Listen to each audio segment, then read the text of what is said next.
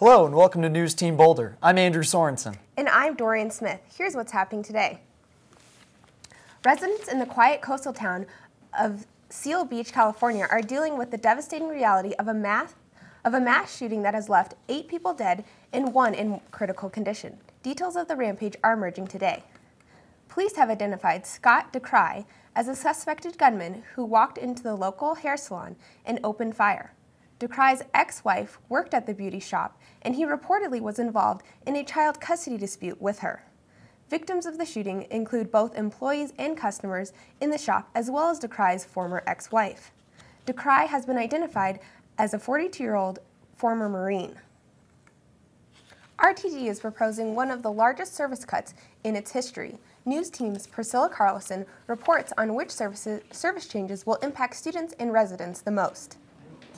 The CU student who was hit by a pickup truck on September 27th has been upgraded to serious condition and is stable according to Boulder Community Hospital. Grant Russum was crossing Regent Drive near Kittredge Loop when he was hit. The driver of the truck will not be ticketed according to CU police because Russum was not in the crosswalk when he was hit. On the political front, President Obama's landmark jobs proposal failed in the Senate this week. Now, Democratic leaders will break it into smaller legislative pieces that they hope will win enough Republican support to pass. The Obama administration is hoping to see the legislation back in the Senate in early November. The president welcomed South Korea's head of state to the White House today, and the timing couldn't be better. Congress yesterday approved the long-stalled trade agreement with the South Koreans. Also included in the bill are trade pacts with Colombia and Panama.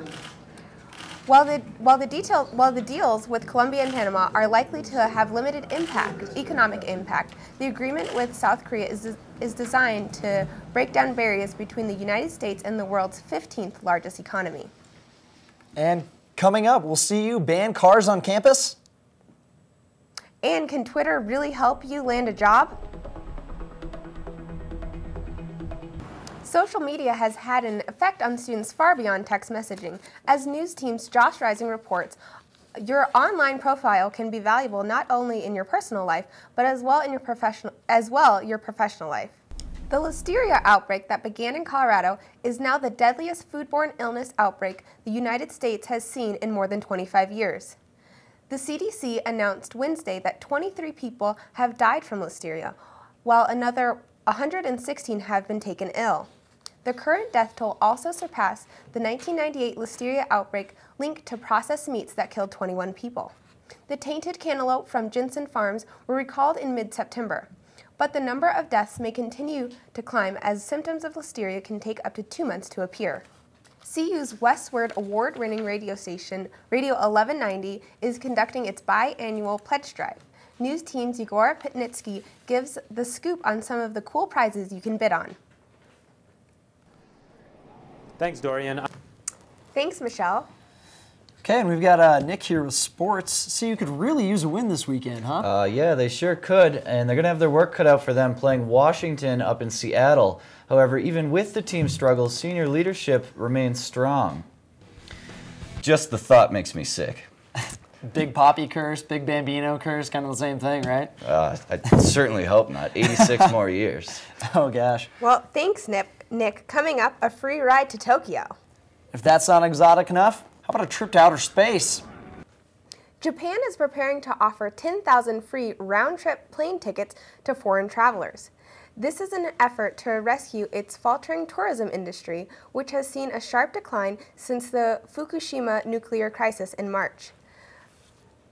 If approved by the Japanese government, Japan's tourism agency will ask the selected applicants to tweet, blog, and write about their trip to encourage more foreign tourism. Arapahoe Basin opened its doors this morning. Skiers can look forward to an 18-inch base on the intermediate high noon run, as well several other features in their high dive terrain park. A basin has actually only been closed for 100 days, which is closed on July 4th. And thanks for watching News Team Boulder. Don't forget to check us out on the web at newsteamboulder.org. Have a great day, guys.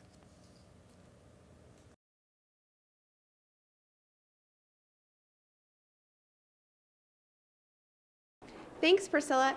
CU is changing its homecoming parade tradition.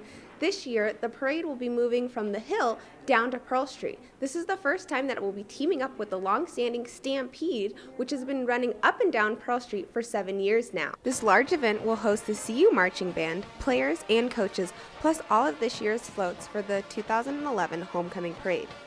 For those of you coming down to watch the parade, it will take place tomorrow at 7 p.m. The parade will start at the Boulder County Courthouse on the 1300 block of Pearl Street and go the entire length of Pearl Street, finishing up at Pasta J's. CU is encouraging students to take the hop or the skip down to Pearl Street. I think it'll affect a lot of the freshmen who live in the dorms and maybe a lot of people at Willville, just because it's a little harder to get down there, and when you're living in Willville, the buses go right to here. It will conclude with a performance by the Buffoons, speeches by Coach Embry, the athletic director Mike Bone, and our Grand Marshal Bill McCartney. There isn't a bad place to watch as long as you're on Pearl Street, so come on down. This weekend's events will end Sunday evening here at the UMC in the Glenn Miller Ballroom, where there will be a free concert for all students featuring Eve 6 and 9 days. You can pick up your free tickets at the Program Council office upstairs, or just come on over to the Glenn Miller Ballroom and they'll be handing out tickets right before the show. This is Dorian Smith, News Team Boulder.